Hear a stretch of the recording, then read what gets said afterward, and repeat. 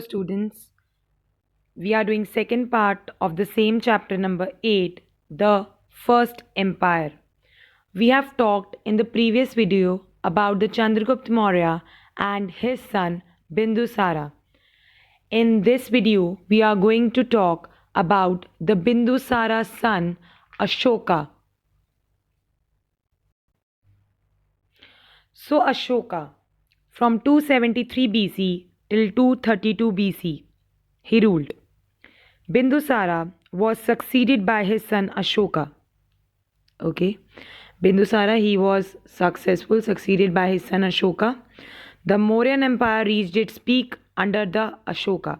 Okay, Ashoka invaded Kalinga in 261 BC and defeated the Kalinga army.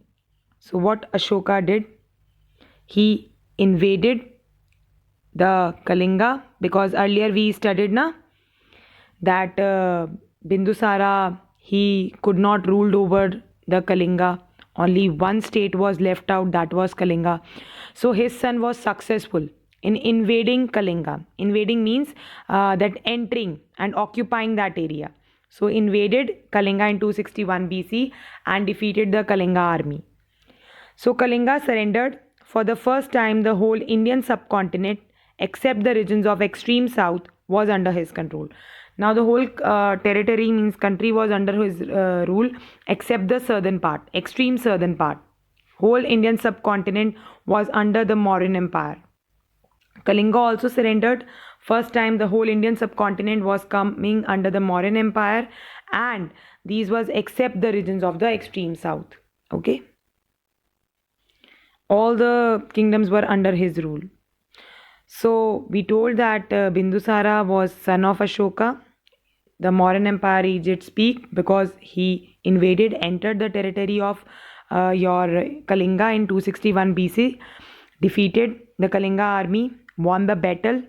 Kalinga surrendered. For the first time, the Indian subcontinent, except your extreme southern provinces, were under his rule. The regions of extreme south, except that, all the Indian subcontinent was under the Ashoka's rule. This you can see. The empires are shown with this green rectangle box, provinces with dot, triangle with rock edicts, this pillar shape with pillar edicts. So there is many means famous one I am telling you. Patliputra, Vaishali, Lumbini, Sarnath, Mithalipur, Meerut, Mathura, Indraprasth. These all are in your nearby Uttar Pradesh. This is your Uttar Pradesh. Okay. If you will come here in this side, Jogada, Dhauli, okay, Yeragudi, Sopara, Girnar, Kandahar, Taxila. There are many more, okay, which come under the rules of your Ashoka. The War of Kalinga was a turning point in his life, Ashoka's life, because thousands of soldiers had died on either side. On both of the sides, thousands of soldiers died. Many of them were wounded, some of them crippled. Crippled means severely damaged. There was death and destruction everywhere when the Kalinga War happened. This made Ashoka very sad and unhappy. He was very sad and unhappy during this war, due to this war. So he decided that he will give up the fighting. No more fights will be there. He gave up all kind of violence. No violence will be there. He became a strict vegetarian. Now he will only follow the vegetarian diet. He embraced means accepted willingly Buddhism religion. Embraced means he accepted willingly the Buddhism religion for the rest of his life. Big Vijay means the policy of conquest. Earlier he used to follow the Digvijaya. Digvijaya means the policy of victory.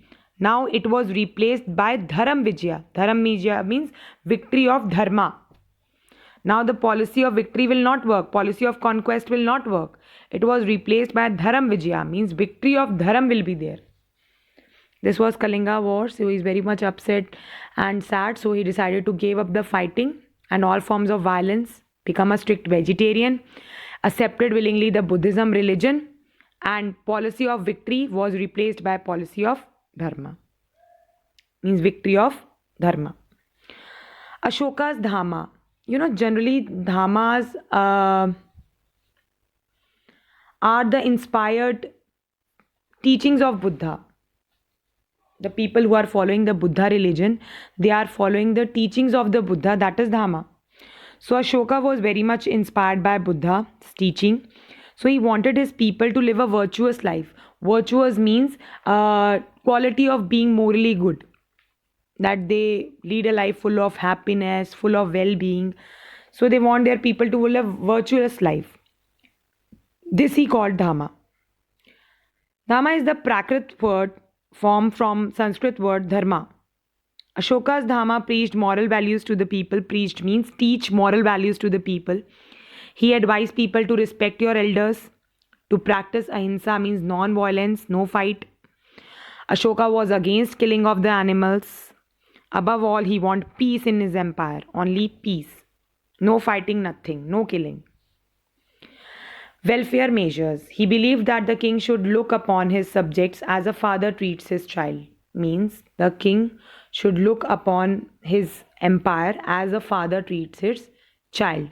He was responsible for carrying out a lot of welfare activities. So he used to build the roads, plant the trees, construct the wells, rest houses for any kind of traveler is coming from another country, hospitals for sick. This was all done by the emperor Ashoka.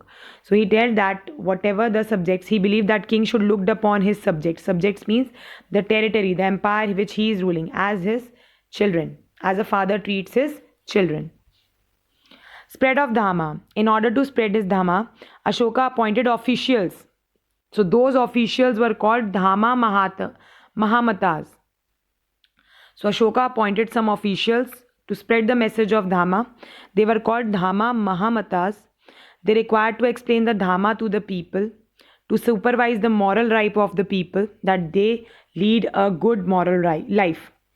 Ashoka was having very friendly relationship with the neighbors. So he sent and received envious. Envious means short messages to and from them. So he used to send short message and receive short messages from them. Envious means a very short kind of message, stanza you can say. He sent Buddhist mission to Burma. So he sent Buddhist missions to Burma, other South Asian countries. He also sent his son Mahendra and daughter Sanghamitra to Sri Lanka on a Buddhist mission, okay, to spread the Buddhism. He spread Buddhism in Chola and Pandya's kingdom. Propagate means to spread. He spread the Buddhism in Cholas and Pandya's kingdom. He was so influenced by Buddha's teaching that he sent Buddhist mission to Burma and other South Asian, East Asian countries. He sent his son Mahendra and daughter Sanghamitra to Sri Lanka to spread the Buddhism there, Buddhist mission. So he spread Buddhism, propagated means spread Buddhism in Chola and Pandya kingdom also. Ashoka's edicts. Okay, now we are going to talk about Ashoka's edicts. See, the purpose of the edicts means Ashoka's edicts was not only to instruct the people about the Dharma, but also to show the people about the commitment to peace. It was just to not to instruct the people about the Dharma, but also to show them their behavior through the commitment to peace and Buddhist principles they used to follow. So Ashoka's wrought edicts and pillars, there used to be inscriptions on those pillars and rock edicts. The importance of Dharma is being written in those pillars and edicts. The edicts stress on simple virtues. Virtues means quality of being morally good. So Ashoka laid stress on the simple virtues, that quality of being morally good, like respect one parents, respect the teacher, respect all living beings. These were taught in his edicts and pillars. These are written in Prakrit language. The edicts have been placed in different parts of the empire, so the people might read them and gain the knowledge. So it was mainly placed in different parts of the empire, so the people read them and they got the knowledge. It was written in Prakrit language. These edicts have been found in India, Pakistan, Afghanistan, and Nepal. This is a rock edict of Ashoka. Sanchi Stupa, Sanchi Stupa, the great stupa at Sanchi, it was originally commissioned by Emperor Ashoka in the 3rd century BC. So Sanchi Stupa, you all know na Sanchi Stupa. It was originally commissioned by your Emperor Ashoka in the 3rd century BC. Commission means Ashoka chose it for a special piece of work, because here also Buddha's message were written in Sanchi Stupa. So great stupa at Sanchi, it was originally commissioned by your Emperor Ashoka in 3rd century BC. Its nucleus was simple hemispherical built structure built over the relics of Buddha. Okay, so your Sanchi Stupa, it was basically commissioned. Commission means special piece of work for someone. Okay, commission means it is a special piece of work by your Emperor Ashoka in 3rd century BC. Its nucleus means, if I talk about the center part, it is hemispherical in shape, half bowl shape, brick, made up of brick. It is built on the relics of your Buddha. What is the generally meaning of relics? Relics means about the Buddhism. It is being written there. Remains of Buddhism is being written in this Sanchi Stupa. Decline of the Mauryan Empire. The Magadhan Empire, Mauryan Empire, it have been reared by successive wars, culminating in conquest of Kalinga. Here they want to say that Mauryan Empire had won various wars, and they have conquered the last Kalinga. After that, he gave up fighting Ashoka. So he began to disintegrate after the exit of Ashoka in 232 BC. So when in 232 BC Ashoka Emperor ended, so disintegration, division started of the Mauryan Empire. It was finally destroyed by Pushpamitra Sangha in 185 BC. Because in 232 BC Ashoka exited, so division started of Mauryan Empire. It was finally destroyed by Pushpamitra Sangha in 185 BC. He was a Brahmin general of the last Mauryan king named Brihadratha. So, okay, he was a Brahmin general of last Mauryan king named Brihadratha. Pushpamitra killed this Brihadratha in public and usurped the throne of Patliputra, and means taken over the throne of your Patliputra. Who? This Pushpamitra Sangha defeated Brihadratha and took over the throne of your Patliputra. This is your Sanchi Stupa. See, hemispherical in shape. Post-Mauryan kingdoms means Mauryan Empire, it ended 2200 years ago. New kingdoms and dynasties also arose and fell in its place. The Indo-Greeks, the Satavahanas. Okay, the Indo-Greeks, these were used to rule in northwest of for 100 years. They were pushed out by the Shakas. The Shakas came, they pushed out these Indo-Greeks from Central Asia. To come from Central Asia, they told them to move out. Shakas, they were defeated by Kushanas. Kushanas defeated Shakas about 2000 years ago. Shaka's kingdom was ultimately defeated by the Guptas. In last, the Guptas, they defeated Shaka's kingdom. The Satavahanas, the Shakas fought several wars with Satavahanas, who ruled coins of Kushana Shaka period. That was the part of the western central India. The Satavahanas, they established their kingdom 2100 years ago. They lasted for about 400 years. 1700 years ago, they overthrew by the Vaktakas. Okay. So in South India, the Cholas, the Cheras, the Pandyas, they used to rule between 2200 and 1800 years ago. There were other two large kingdoms of Pallavs and Chalukyas. So listen here again, please, this whole paragraph. Mauryan Empire ended in 2200 years ago. New kingdoms dynasty arose and fell. Indo-Greeks, northwestern part, they used to rule for 100 years. Okay, they were pushed out by the Shakas. Shakas pushed Indo-Greeks out. They came from Central Asia. The Shakas were defeated by Kushanas. They were defeated by Kushanas about 2000 years ago. Shaka's kingdom was lastly destroyed by the Guptas. The Satavahanas, the Shakas, they used to fight several wars with Satavahanas. Satavahanas were the people who ruled the coins of Kushana and Shakana period. It was the part of western central India.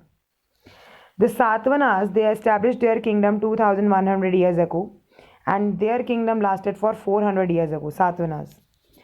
About 1700 years ago, they overthrew by the Vatakas. Satavahanas, they were thrown out by the Vakatakas.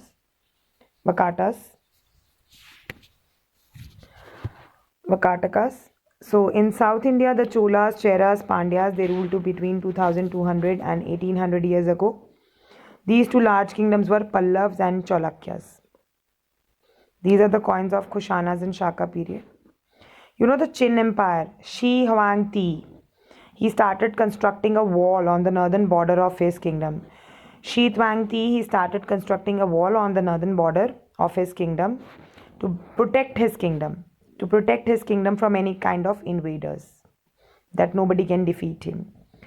So it became later the Great Wall of China. You must have heard the name. It is 21,196 kilometers from east to west. It is later completed by the kings of different dynasties. It took its present shape under the rule of the Ming dynasty. The shape of the Great Wall of China was being given by the Ming dynasty. The wall has towers at regular intervals, 100 to 200 meter towers are there in the Great Wall of China. 2000 years to complete the wall as the boundaries of the empire kept shifting. Okay, so as the boundaries of the empire it kept shifting, so it took 2000 years to complete the wall. This is the Great Wall of China. Thank you and have a nice day ahead.